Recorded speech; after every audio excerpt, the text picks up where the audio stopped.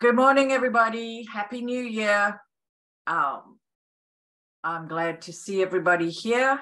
And I've just got kind of a 2022 overview update. The slides don't go into a lot of detail, just kind of highlights, but I will go into that.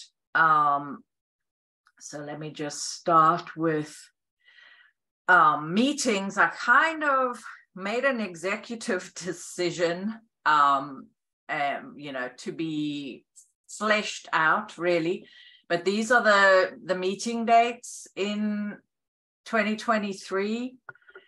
And I would love to do an in-person meeting once every quarter, and just thought do it the same first Thursday, and do it in the evening, and so that we can have at least a quarterly in-person meeting. I will continue to do the 9 a.m. update like this, and then so that 7 p.m. in person would just be additional. You guys can let me know what you think about that, but I had to do some planning, and so I've run this by Derita Presbyterian, and the pastor over there is very anxious to get better connected in the Derita community, and so I'm pretty sure we'll have a venue and some kind of possibly joint arrangement for these in-person events. So I will be very happy to take help and advice and ideas for making those successful, and hopefully you guys would share within your neighborhoods to get a few more people engaged in all of this. We're hoping that the 7 p.m. Evening meeting will give people another option, people who work 9 to 5, basically. So that's 2023. And just to remind you guys what area we try to cover, to keep track of. Derita, downtown Derita is centered sort of around Mallet Creek and Sugar Creek, but we try to cover the natural barriers of the area are sort of 77 over on the west, 85 in the south, and then W.T. Harris along that path. I just included for fun the map from 1957 that is in the book Junebug on a String. So you can see on this map, we included sort of the historic neighborhoods from back then. And there are a lot of neighborhoods that were built out in the 90s that are not really, 90s and beyond, that are not mentioned, but the map would just get too crowded. But that's the basic area. And our just Derita by the numbers. So speaking of this area, you can see our voting precincts. We have 6 voting precincts. We're split into 3 different city council districts. And I put our representatives there. Our county commission, most of Derita falls into the same district for the county commission. And the same thing with school board. Most of Derita falls into the same district. So all of that is here. Just some little facts. Of course, the big issue, it probably has positives and negatives, is that we are covered by 3 different CMPD response areas. And so that would be North Tryon, North Division, and then University City Division. And then, of course, our 2 fire stations, mainly 22 on West Sugar Creek is really the Sugar Creek Derita squad. So that's just a few little facts about Derita, so we can keep some things straight. And the first thing I'm going to go to quickly is introductions, and I will just call on you as I see you on my screen. We've got 10 people in the meeting. And I will start. I am Teresa McDonald. I'm a realtor with Allen Tate. Been a realtor since 2005, been an Allen Hills resident since 2007, and been with the Derita Statesville Road Community Organization on the board since about 2010, I think. Anyway, that's me, and my job really, I just work to try to keep track of all the changes. We're in a growing city, and within that growing city, we're a pocket of, you know, a lot of vacant and underused land that I've been saying for 15 years is going to develop, and it is happening. So, and I'll go into that in my slides. But let me go on and start calling on people. So first off, Sylvia Cannon. You'll have to unmute yourself.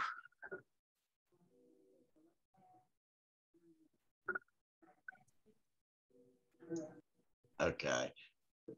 Oh, it said mute. Okay. Sylvia Cannon. I live in Allen Hills. I've been out in Derita since 1969, 70, in that area. And a lot of changes, a lot of good things have happened. A lot of things are not so good, but I worked with Bernie Salmons when they established Derita Statesville Road. And at his passing, I took over. I was vice president, and now we have some challenges going, but we're making progress. We're uniting the communities again. I would like to see more and more of them come up. We've made a lot of changes. We've got Grimm Street extended in the last few years. We've got some other things that have changed and gone, and thanks to not me, but to this community and the people that are here today, plus others, we are growing, and we're growing in the right direction. I hope. I think so, but yeah, sometimes my opinion doesn't count.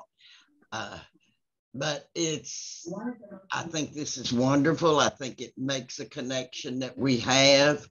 And if we can stick together, we can make this a better community. And it's a wonderful place to live. Thank you, Sylvia. Thank you to everybody that what you do. All right, Mel Renner. Yes, I'm a longtime president of the Forest Pond community, no longer in that capacity, but I serve on the board of the Derita Statesville organization. And I've lived in the Derita area for 20 years, and I spent my career 12 years for the city of Charlotte as a procurement officer, spending millions of the taxpayers' dollars on virtually every project you might imagine. But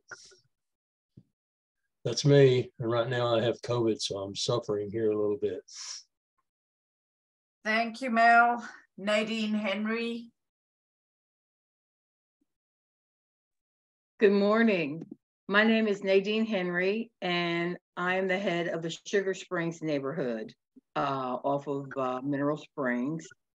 I am also an event planner.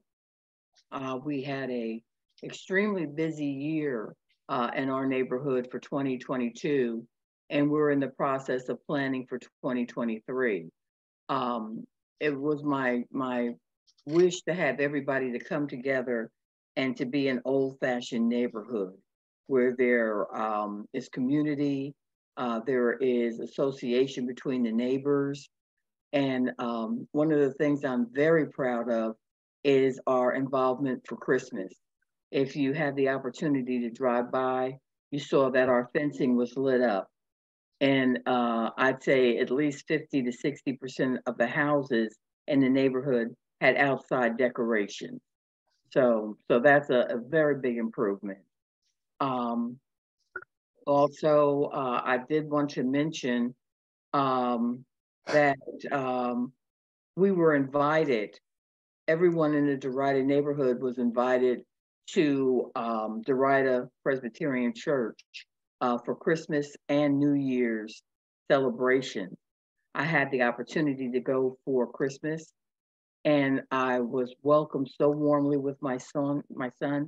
They had it in the multi-purpose room. There was food, and it was a nice Christmas service. It wasn't a full one, but it was enough to get you into the spirit. Pastor Hinton said that he did that because a lot of the churches were closed, and he wanted people to have someplace to go. So I really enjoyed that. And the last thing is Archwell Health. I joined them for my health care, and I am so impressed. They also have a lot of programs for seniors to come in and have some place to go and do things. And and also they have a multi-purpose room, and this is important for everybody in this group. There's a multi-purpose room that you can go ahead and get for free to have a meeting. I like the fact that there's a cleaning lady at Archwell for at least 8 hours a day, and she goes through and cleans everything all day long. She just rotates. So it's a pretty safe environment to have your meetings. Thank you. Wonderful. Thank you, Nadine. That's a lot of very good information as usual. Okay, let's go to Jill Campbell. Hi, good morning. This is Jill Campbell, or Stevenson rather, with General's Point, the HOA president for General's Point in Derita, off of Gibbon Road. Welcome. Happy New Year. Happy New Year. Teresa Braswell. Good morning. Can everyone hear me? Yes. Okay, good. I had myself on mute. I am the president of Forest Pond Homeowners Association. I'm also multitasking this morning. I am on another call. I'm going to have to drop off shortly, but I did not want to miss the introduction portion of the meeting. Welcome. Thank you. Thank you. Shantae Bullock. Shantae Bullock, and I'm with the Scottsboro community, and I'm the single member on the board. So I'm the everything. Thank you, Shantae. Dawn Gibson. Good morning, everyone. Happy New Year. Glad to be here. And I am here representing the Tanglewood area.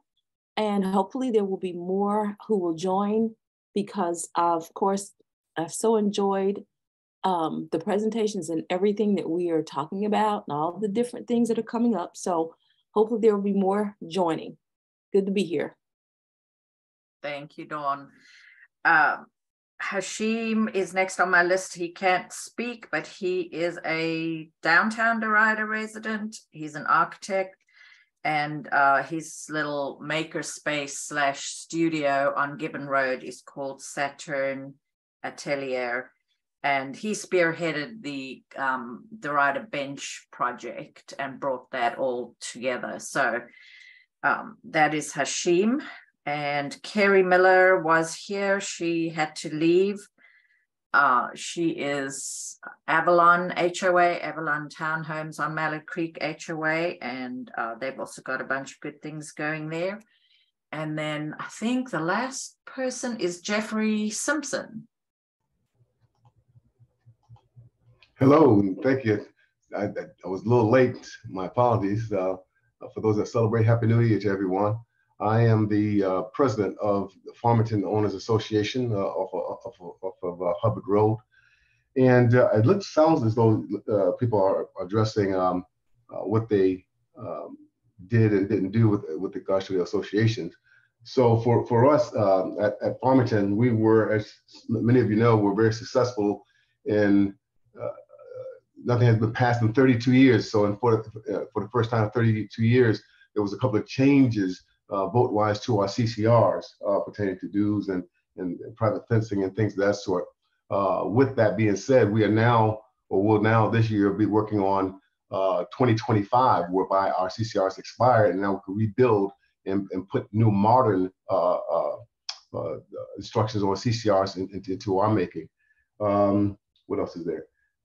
We also are addressing, which is, I'm sure you've seen it on the news. Let me slow down just a little bit. Seen it on the news, whereby there's a lot of issues still with regards to corporate owners and renters.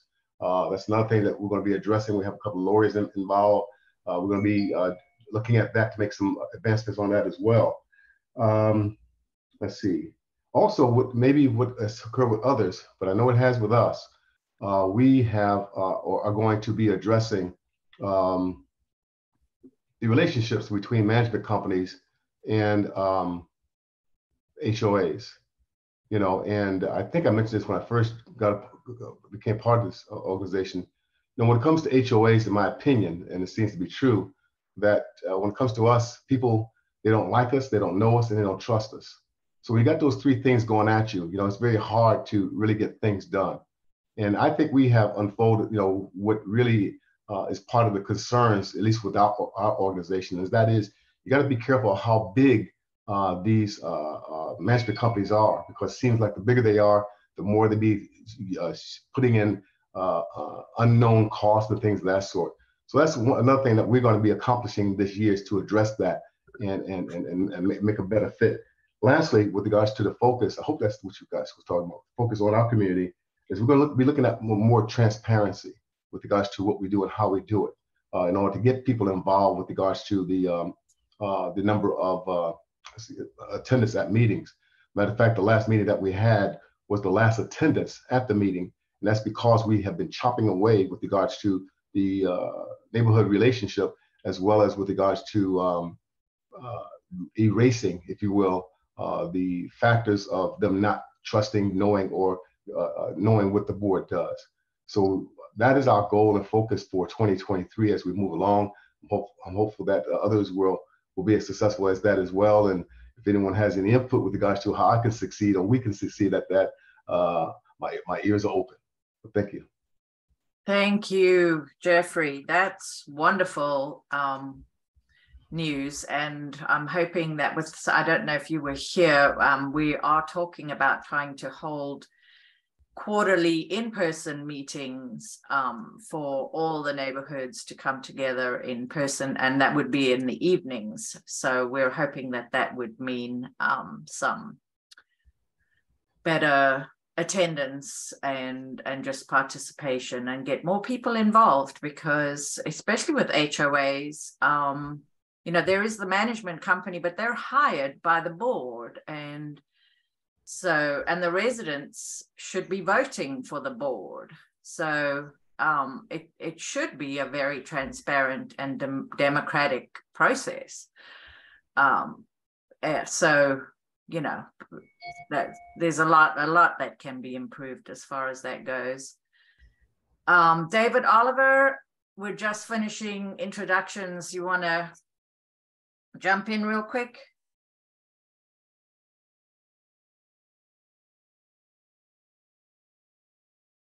David? Yes, ma'am, I'm here. Hey, we're just finishing introductions. You want to make a quick, let us know? Yes, hope everybody had a great holidays. Just getting back in town. This is David from Oak Hill community. I appreciate being a part of this meeting. It's very enlightening and learning, and Happy New Year to all. Thank you, David. All right, welcome everybody. I'm going to just run through my slides, and then there'll be plenty of time to add to your introductions and events and announcements and things going on in your neighborhoods. So I just made basic highlights, and I'm sure I forgot a lot of things, so hopefully you guys will remind me. But I went through the slides for 2022, all the meetings, and just picked out a few highlights, and they're not in any particular order, although they may be somewhat in chronological order. But a year ago, approximately, our Derita resident artist, Gail Haley, who happens to be Mel's significant other, she was honored by UNCC on the 50th anniversary of her receiving the Caldecott Medal for one of her children's books. She is an author and illustrator and lives right here in Derita, so we like to mention that. The Derita Buy Nothing group was launched. That is a project. It's broader than the local people who launched it. It's kind of like a franchise, I suppose, but it's not a business. Sarah Morton Stubbs, who's not on the meeting today, but she launched that group. And if you look for it on Facebook, it is a way to find within the Derita area if there are people requesting items, and this could be, you know, furniture, clothing, equipment, or people donating. So instead of taking the stuff to Goodwill or one of those places where they then sell it to people, this is a way to kind of keep it in the neighborhood, and it's worth a check to see, you know, if you have stuff as you're clearing out. Winter's a good time to do that. Any stuff that, you know, you feel others could use, that's a good place to start. See if there's any need within the neighborhood. We had the Derita mural project at Derita Dairy Bar. And that was part of one of the things that came out of the Sugar Creek Corridor playbook. Out of that process, funds that the city has to allocate towards projects like this. So that is, that's our first mural. Part of that too was that Maria's Grill also got some new window artwork. That was sort of a public-private partnership with some dollars from the city. And then, of course, the Derita Bench project, which was spearheaded by Hashim and Hadia. And that bench was completed. We had an event in December, a dinner at Derita Presbyterian Church again, and we're able to view the bench, sit on the bench, and we should see it deployed on West Sugar Creek, probably across from Derita Presbyterian Church. They said probably that would be in the spring sometime. And then we did have some major sidewalk projects completed. Oneida Road, coming out of Allen Hills and Cary Hills towards Graham Street. Those sidewalks were completed, and then Gibbon Road, along Gibbon Road and Nevin Road. Of course, the Sugar Creek Corridor, the playbook was published. It's there. It's going to guide investments and priorities, etc., for the next 5 to 15 years, really. So that's worth looking at. You can get a copy online, or we do have some printed copies floating around. If you want to take a look at it, let us know. In March, Claire Fallon passed away. She was a longtime Derita Northeast Charlotte advocate. She was a past city council member. And I think into her 90s at the time of her passing. Big news, University City claims this area, of course. This is between IBM Drive and Mallard Creek Drive, Selectron Drive, if you know where that is. Anyway, there's a big parcel there where they renovated the campus. It's called the Commons. It's a beautiful campus.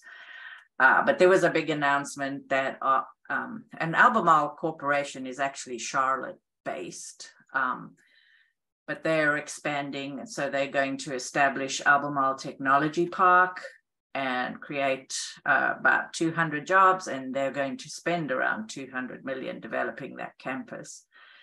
And that campus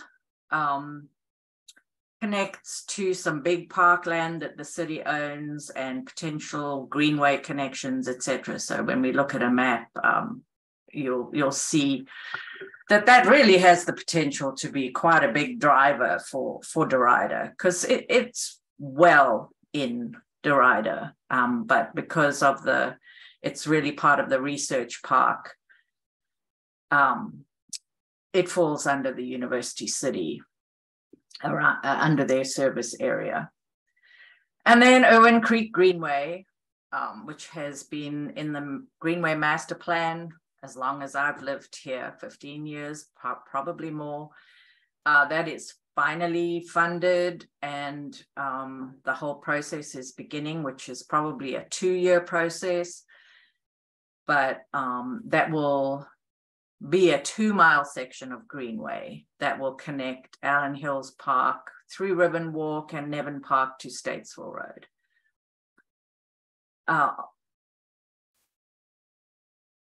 Under construction, the development is just booming everywhere.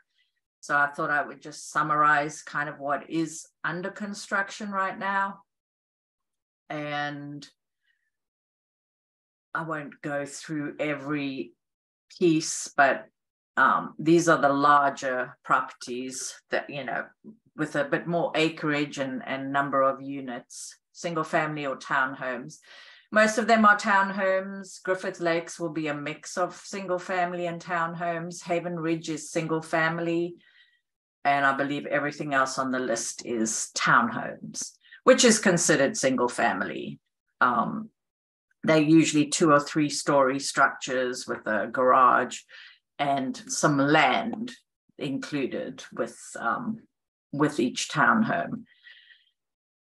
And then apartments, a lot. In fact, the country generally, and Charlotte, I'm sure, is right up there, is going to see a record number of apartments coming online in the next year. Be interesting to see how that all plays out.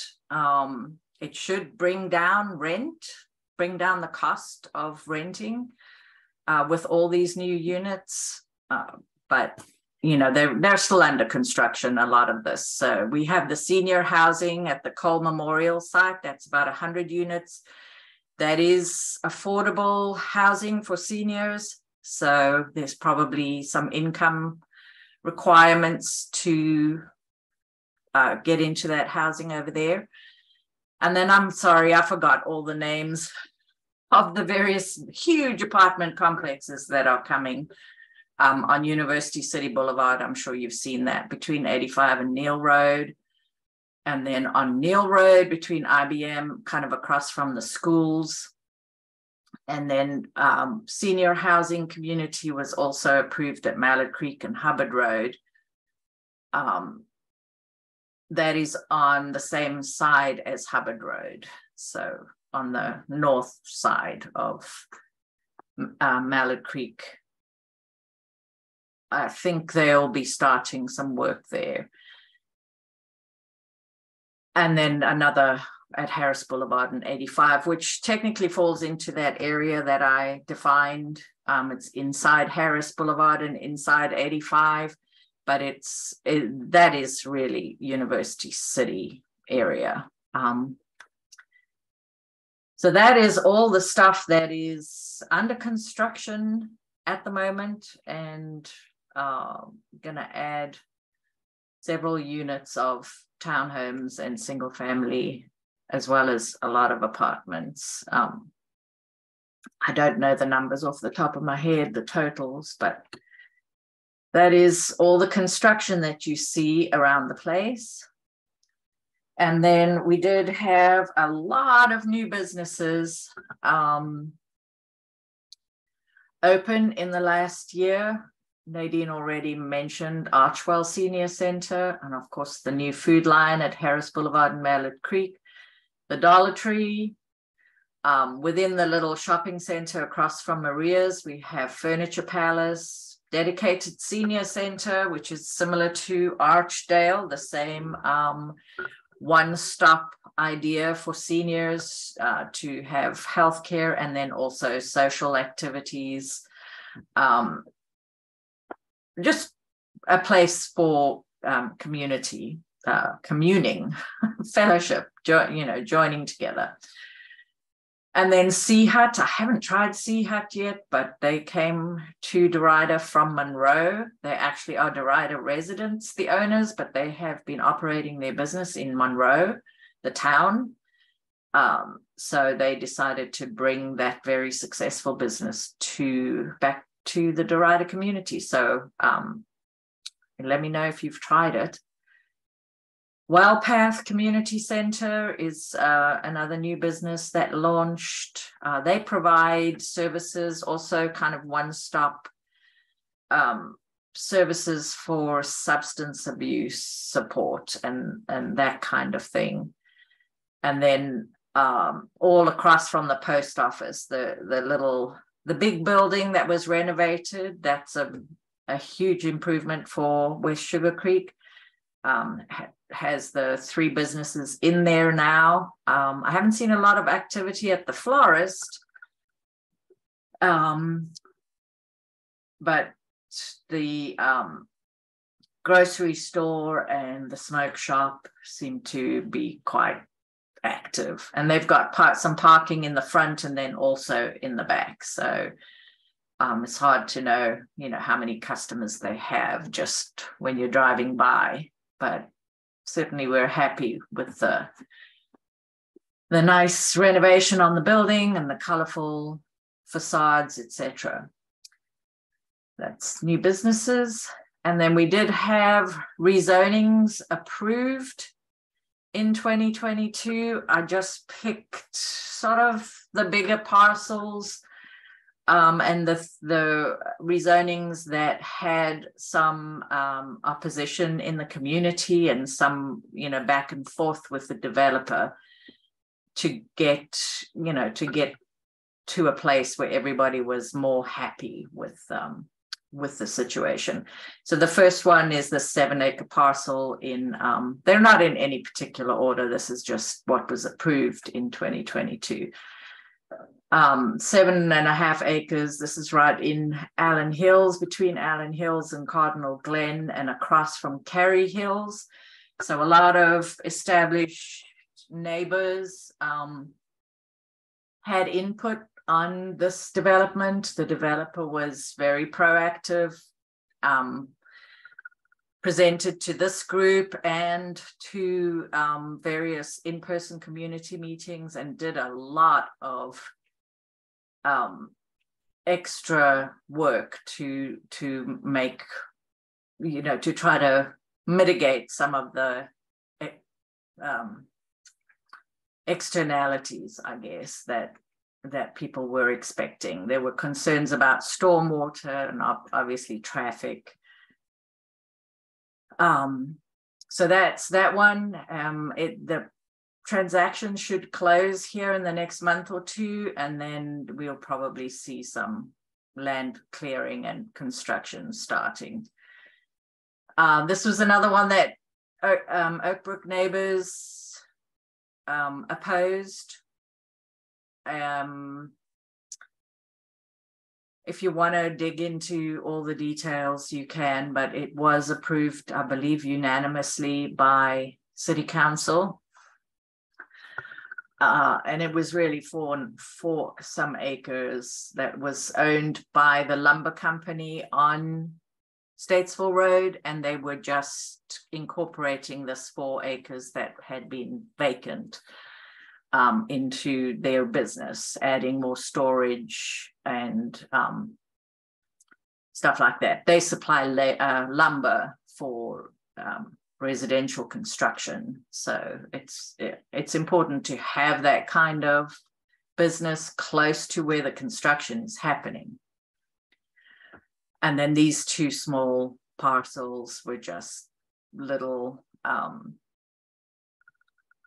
not big changes, small parcels and minor changes to the land use. So I didn't go into much detail. A couple more that were approved that we've talked about already, and some of these may be the ones where construction has started. So these were basically multifamily apartment approvals in that university area. The office park, the big research office park, a decision was made a while back that we needed to be more diverse in the land use within these areas. So adding housing to a place, to the biggest or the second biggest employment center in the Carolinas, that make sense, but you know, obviously it's a lot of change for us all at once. And it remains to be seen, you know, there is a lot of units coming to market in the next year or two as we look at all these apartment complexes that are under construction. So that should be good news for renters, because it should, you know, they'll compete for tenants, and rents should moderate because rents have gone up, as well as obviously property prices. So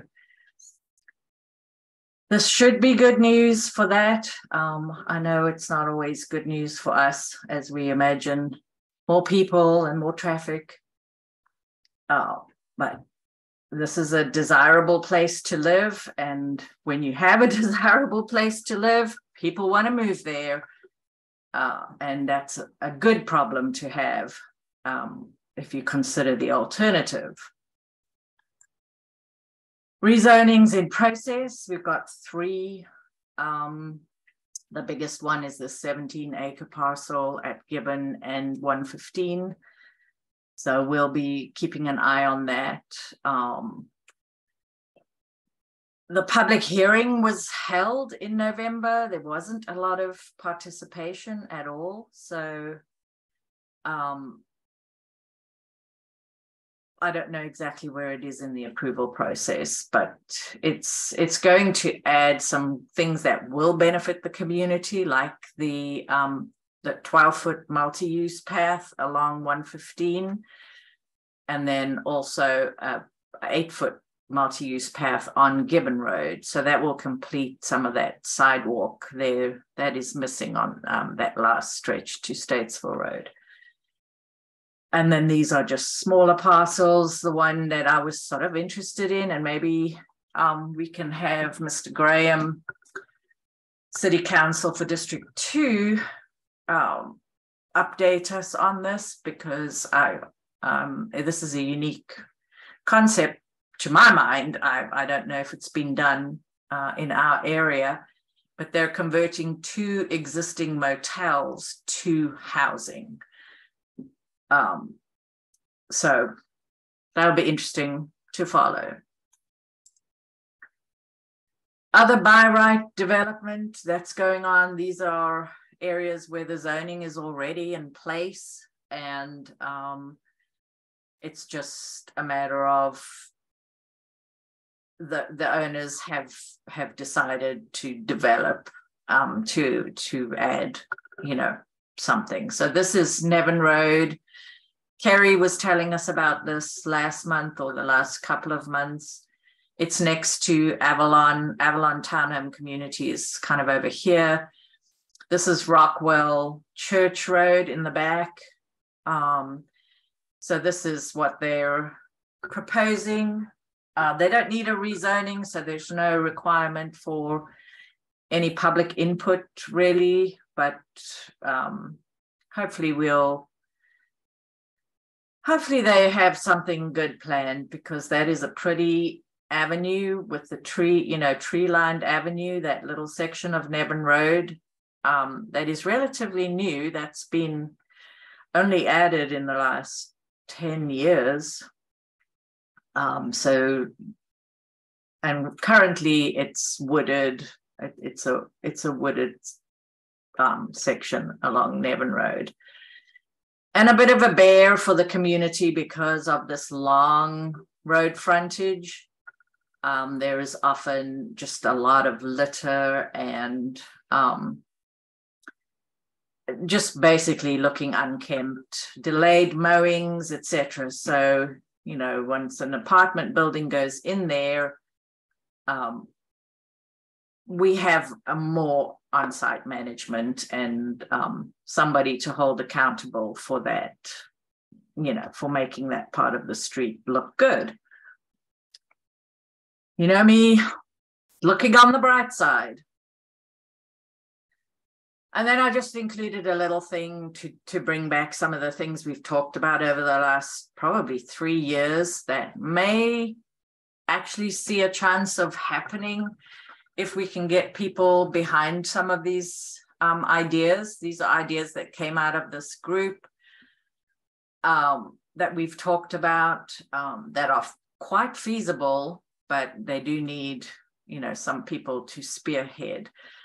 I know it's on the bottom of the list, but Hashim has already mentioned that he may spearhead something with the big Zippy's ice building on North Graham Street across from the Food Lion. We would love to see a colorful mural there, just so that it seems to be a wasted opportunity to just have a blank white building. So that is one thing. And then at the sort of the center of downtown at Mallard Creek and West Sugar Creek, we've always dreamt about having some kind of a traffic circle, pedestrian island, something that looks prettier and that would indicate to people that you're in a downtown that people care about. And then the Derita Triangle, I'm going in reverse order. The Derita Triangle is just that piece of sort of excess land that NCDOT acquired for the road. And it's at where North Graham and Mallard Creek meet. So I've got some slides with more details on these, but all of these three have some potential for what they call placemaking and beautification, and just the kinds of things that communicate both to residents and to people just visiting or driving through that this is a community where people care, and that makes everybody happier. Studies show. So the Derita Triangle, kind of some of the ideas we had was that it could have a sculpture of some kind, a piece of artwork, and we just pulled this from the Mora community, where they have these two huge roads coming together here, and they have created a space for community events. So that's kind of the inspiration. And then Prosperity Village also has something similar, just a very small parcel that is public space, and with some city dollars and some private and community volunteers, etc., they've created a space that is an improvement. And this just shows you kind of where that triangle is. So this is the big intersection between Graham Street and where Mallard Creek comes in here. And this goes across to, I think, Morris, if I'm not mistaken. Walnut Creek townhomes here. So that will hopefully give you some sense of where that is, if you don't know. And then this was some of the inspiration for the downtown intersection. I'm just putting these in there. If you like me, you need something a little more concrete to picture. And so just something like this is some, what we've dreamt about for a while. And then of course, the building there, you can see the building. That's how it looks when you come out of Food Lion. And then I just found an example of a before and after with a very similar looking building. So I don't know what it would look like. Obviously, the owners would have the final say on what could go there.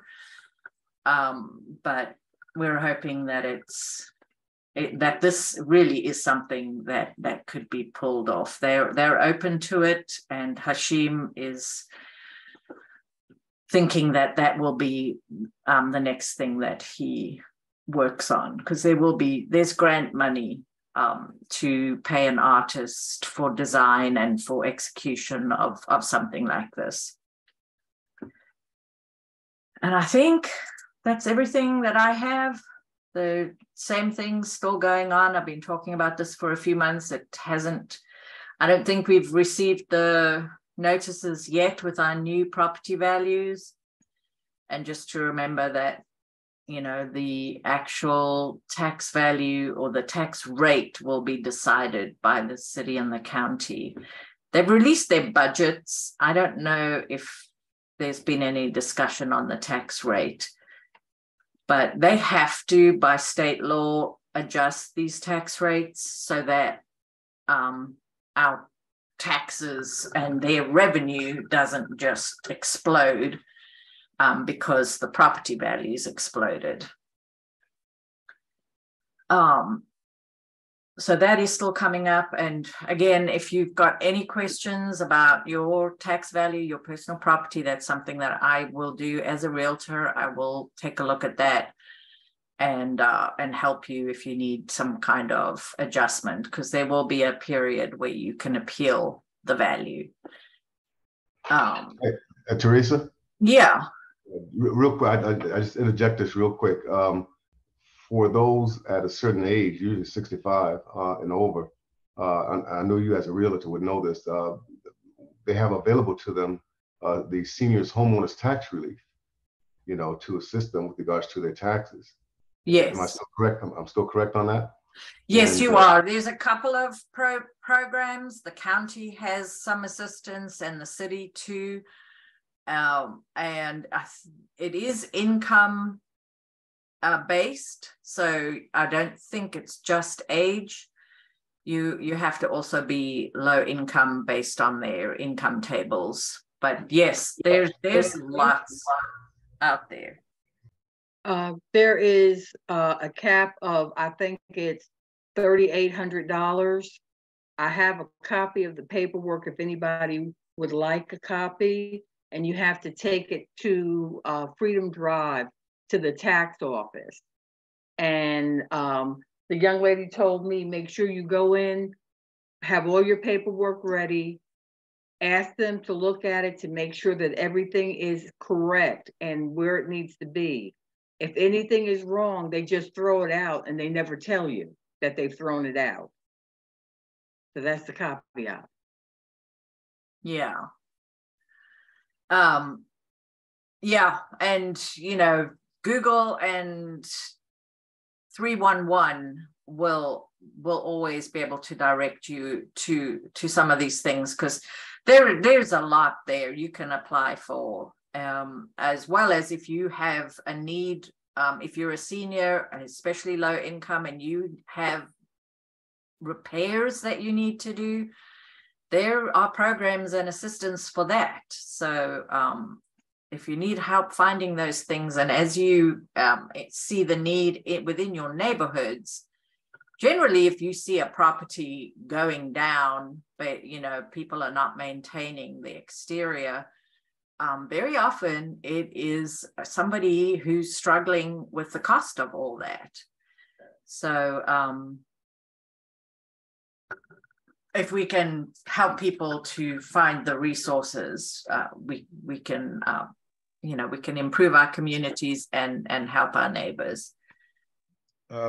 Derita, where would you get that information from, or what website would I look for that? It's the charlottenc.gov. So that's a place to start. Neighborhood and business services. I don't know offhand without pulling it up exactly how to navigate. And sometimes I just Google it, because Google will find stuff within those web pages that, you know, it just makes it's just easier to find than trying to navigate through the tabs and stuff on the website.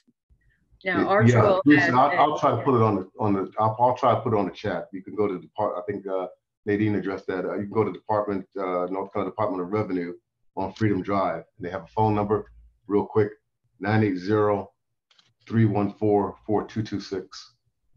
And also Archwell has a social worker.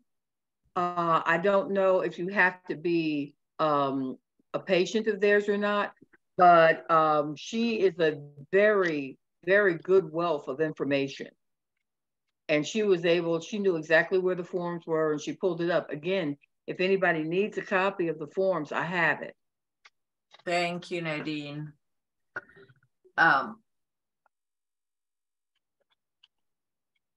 Let's see, I think I only have one more thing to bring up, and Marjorie is not here today, but she sometimes joins us from the Hidden Valley Association.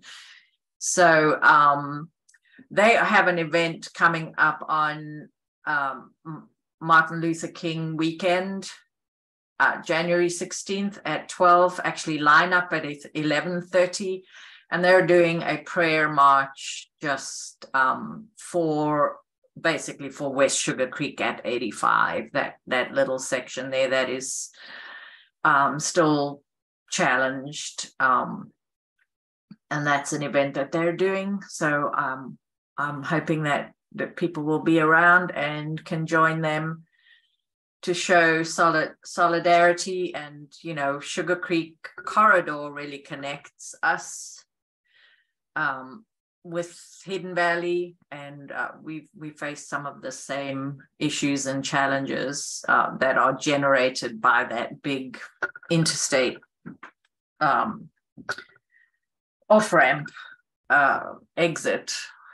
So a lot of work going on there and so on, and Hidden Valley has been very active. So this is an event that they have planned, and let me know if anybody decides to go. I think I will be out of town, but if you go, take pictures and so on, so we can share stuff either on our Derita news page or in these meetings, on these slides, etc. And I think that is all I have. So we have 10 o'clock. Anybody? There's a bonus picture of the bench in process. Anybody got more to add or questions? I see some comments in the chat. Let's see. Dr. Penn, are you talking about the playbook? The slides that you just shown a few minutes ago, is that in the playbook? If it is, I have that, but I don't think that was. Okay. Thank you. Okay, yes, I do send out these meeting slides along with the link to the recording for the meeting. Okay.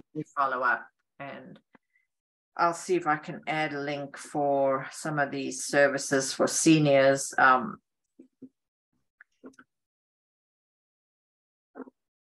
There are various links always in the slides to various things that the city offers.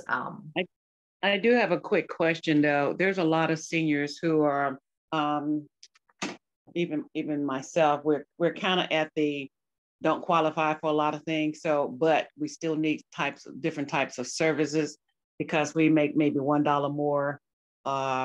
So how can those seniors find different resources and stuff? Because it seems like it's always, you got to be so low that you can't get any kind of help.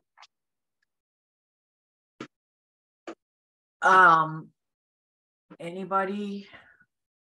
There are a lot of things out there. I hear what you're saying. The federal poverty level is going to be changed when it come back into session. So case in point, those that are over 65 got a raise in Social Security of 8.7%.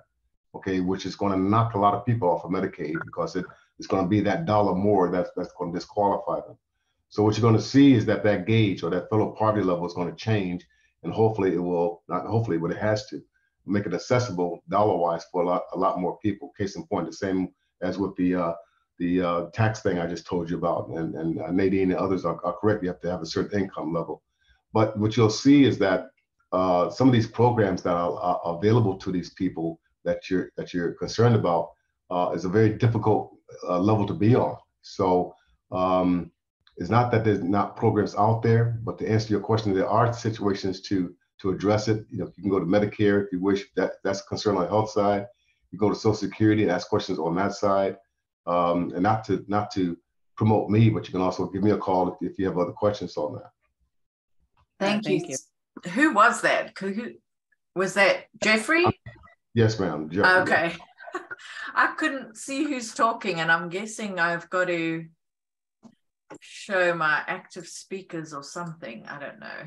Sorry about that. That's my tech. Teresa. Yes, ma'am. Sylvia.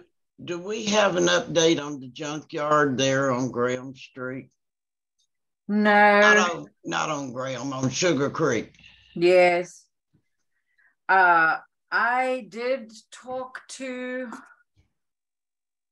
somebody from the city, and it is definitely not a permitted use for them to be storing and towing vehicles there. They're in violation. I don't know.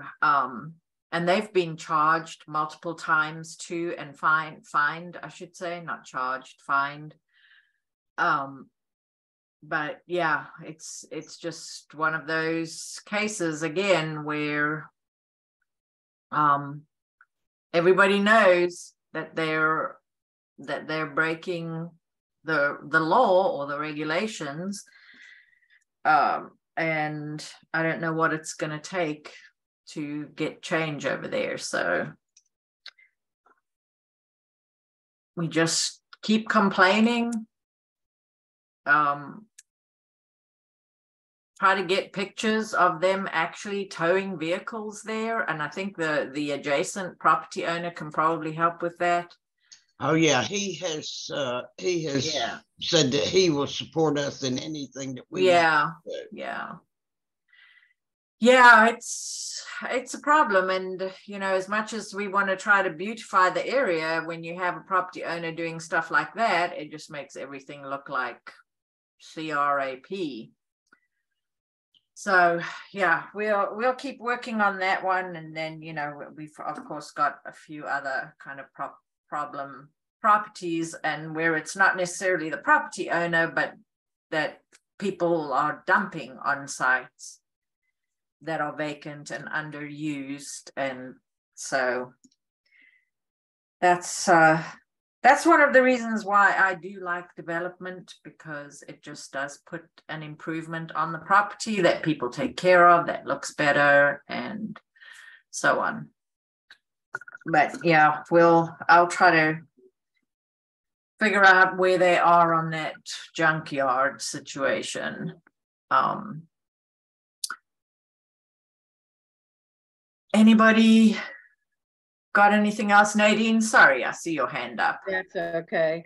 I have an actual picture of the bench from the night they had the reveal, and I thought everybody might like to see that. I know Hashim is laying on the mini bench. Yes. I believe they said the bench is 800 and some pounds. So it's going to be very hard for somebody to walk off with it. And it's very comfortable. You could sit about 3 adults on it. Thank you, Nadine. I do have pictures. I just didn't have a chance to update my slide. But yeah, and if you're on Facebook at all, I do try to put items like that on the Facebook, the Derita News Facebook page, and I'd invite any of you also to put stuff there. Typically, you know, what they say, criticize in private and celebrate in public. So we try to keep it positive on the Facebook page, and any concerns and, you know, issues that we're dealing with, we try to deal with that without, you know, making a permanent record of it out in Facebook land. Anybody else got anything? I'm sure I must have forgotten some of the big positive events that happened this year. And I know I didn't go into a lot of detail, but I know you guys have attended all the meetings. So if you didn't remember, hopefully I mentioned enough that you do remember. What do people think about doing a quarterly in-person meeting?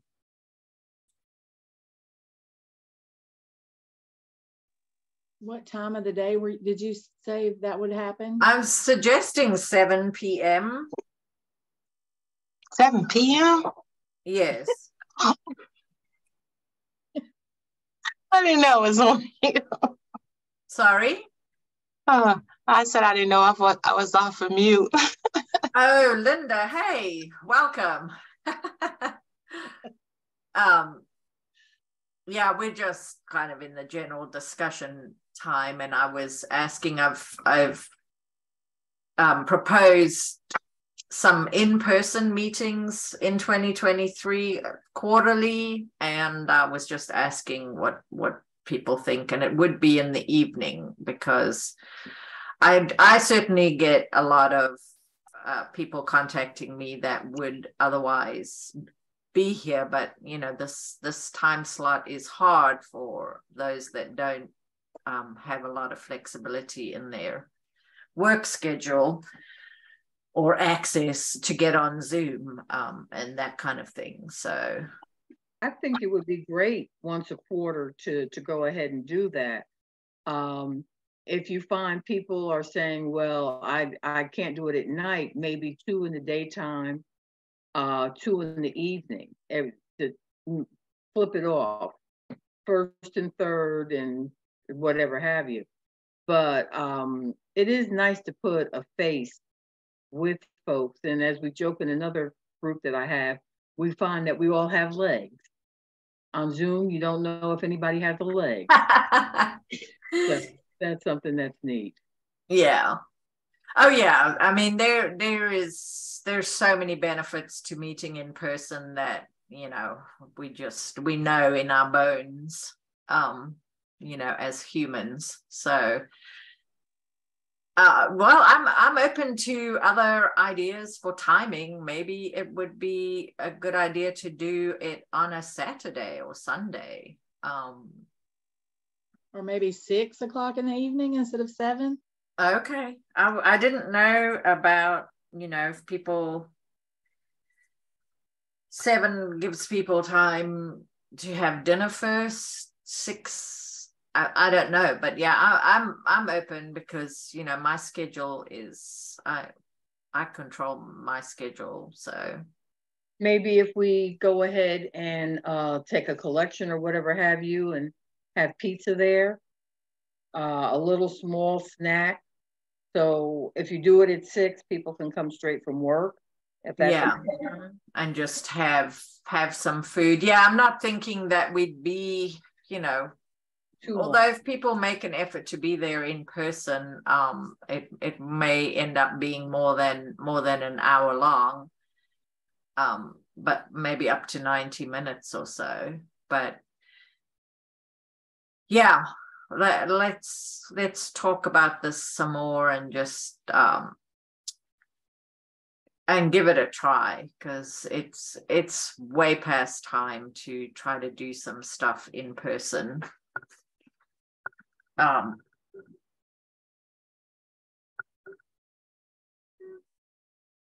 My opinion.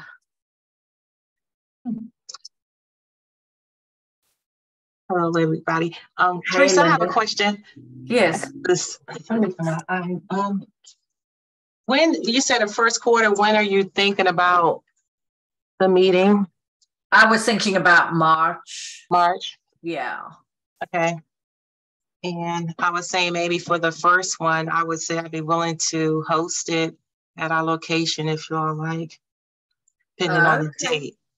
Just so we can talk about, if you want to talk about it later, give me a call. This son is blinded, that's why. Yeah, I'm just trying to get back to my slide with the dates.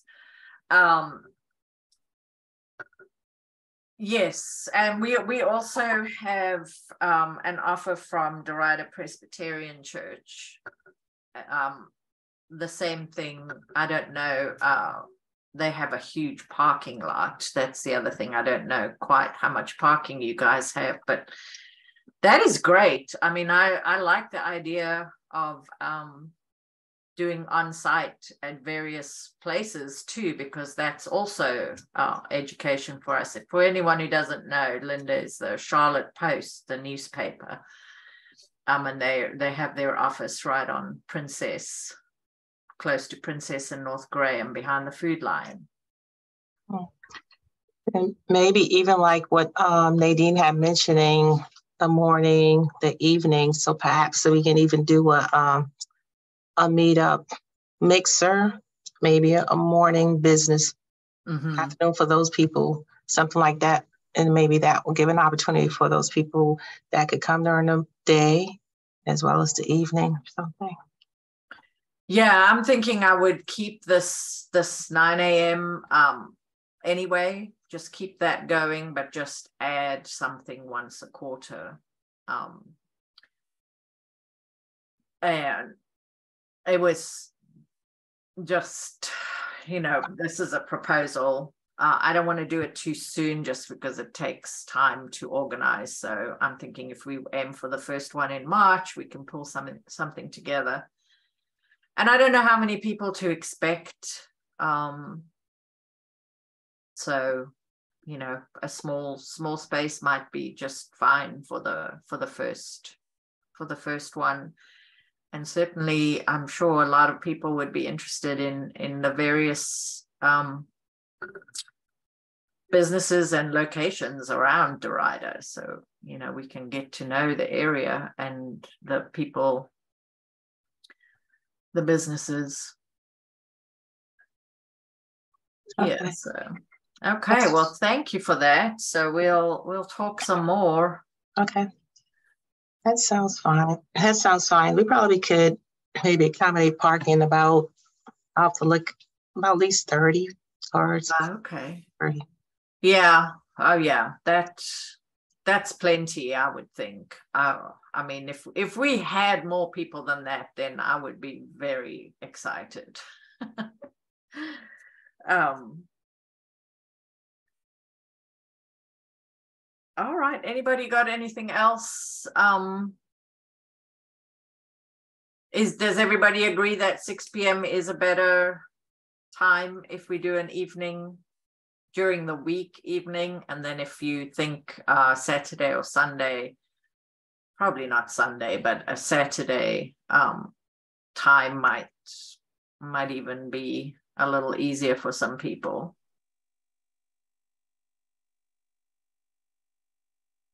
I know I'm asking the wrong crowd here because you're all here at 9 a.m. on a Thursday morning. So hopefully we can get some input from some of the people that would love to be here, but they just cannot make this time frame. Hey, Teresa, you may can send it on an email, and that way you can kind of get a count also on possibly who can participate in the morning and the evening. That way you can have a better idea. on those, because I know sometimes based on the schedule, sometimes you can't make it, but if you have an idea, that way you can kind of see if it's beneficial on that particular evening to be able to do it. If you only get like one or two, then they just have to look at the on the visual on virtual, because it kind of defeats the purpose if you don't get that many people to come or participate. Right, right. Yeah, I agree. So, okay, maybe some kind of poll via our Facebook pages and our email list. We'll see how, if people respond to that. I mean, we send out about 700 to 1,000 emails every time with these updates. And, oh, if I get more than 3 people responding, that's a lot. But hopefully with a poll, that might be more, you know, more of an action and input that people will be. And the Saturday and Sunday may be beneficial too sometime if that kind of plays into it, because I know a lot more people are freer on the weekends. So, you know, that might be another option to consider also. Yeah, yeah. And then okay. The other thing too is you were in January, the beginning of January, and you're talking about the beginning of March. So there's time for advertising. Yes. Yeah. Yeah, that's why I didn't want to try to do it sooner than that. And then if we set the dates now, then people can mark their calendars and hopefully, you know, participate, you know that they've blocked off that time and work around that for other things. But all right, well, we'll talk some more about that. And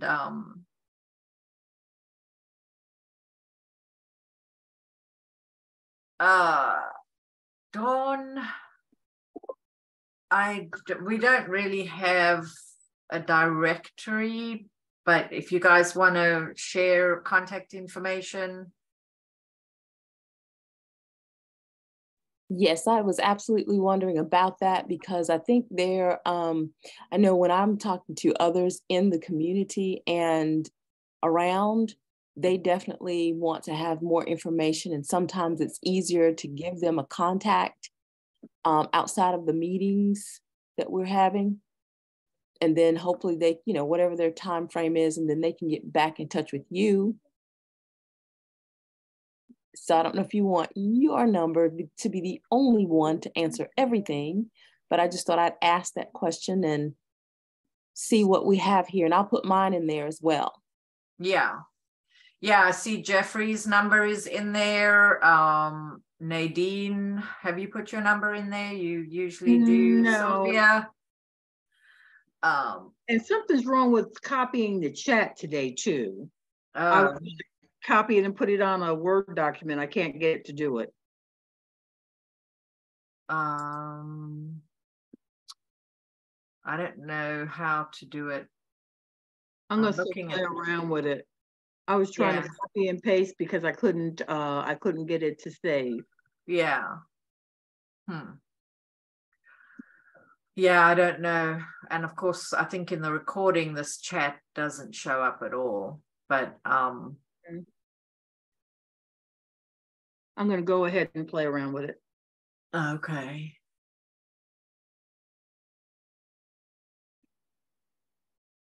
But yeah, Dawn, are you, we used to have Omira from Tanglewood, am I right, Sylvia? I don't know if you're still there, but are you taking over from Omira? I know she passed away. Yeah, Miss Omira passed away about a couple years ago, and and I am actually taking the responsibility to be the one to communicate a lot of the information here in Derita Woods, Tanglewoods, and I do believe there is a stretch of community that identifies with another association. Nevin community, maybe, or Nevin community, because you know a lot of things did change in terms of the infrastructure up here, so it kind of threw a lot of people off. We did have some development, so we're really in the process of finding out what that is and what's going on. So I'm trying to, do as much representation as I can. And so, but yes, Miss O'Meara, whenever she was active, she was the contact person.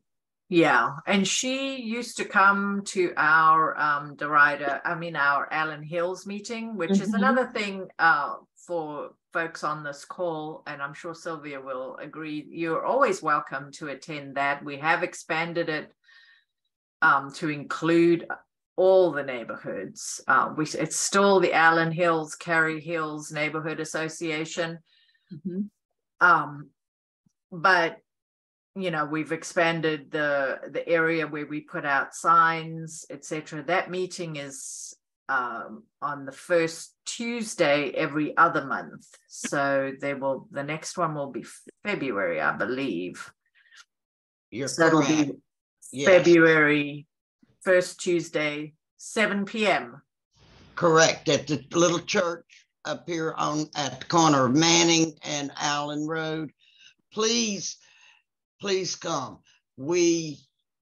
Even if you don't have but 1 or 2 reps, it allows you to take back some information to your neighborhood, and working together, we can really make some differences. And that's what this meeting is all about. It's one step closer to making Derita the place that everybody wants to live in. And we start with the neighborhoods and start working out.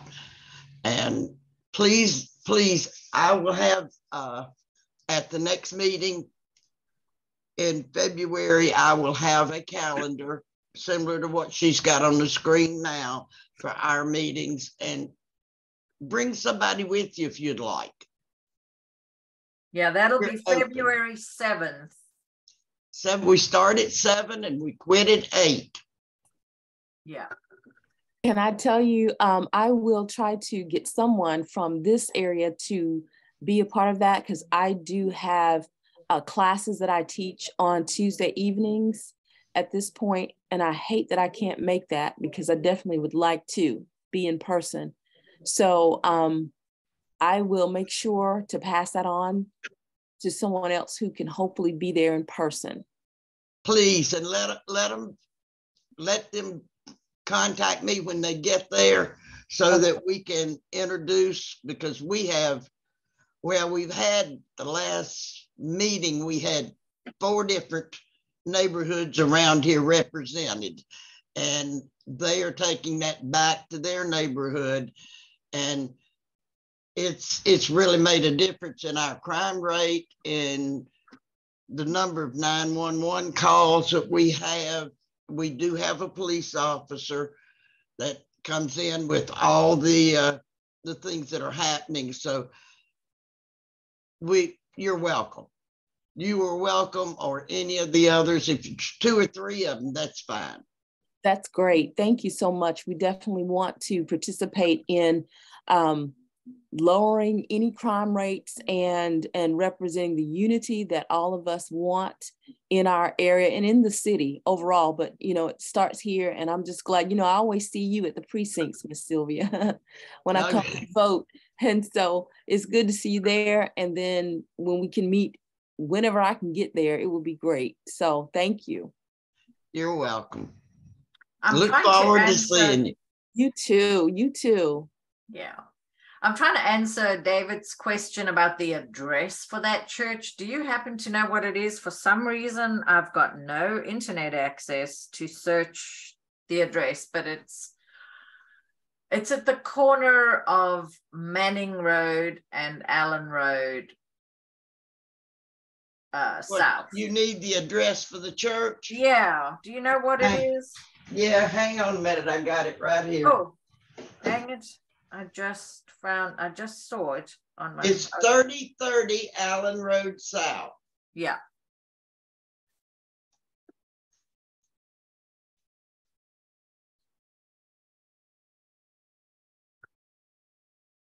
Okay. Yeah. And our next meeting is February the 7th. I just finished the 7 Last night I just got all the copies for the meetings for the year set out. So, and it is the Christian Family Baptist Church is the name yes, ma'am. of the church.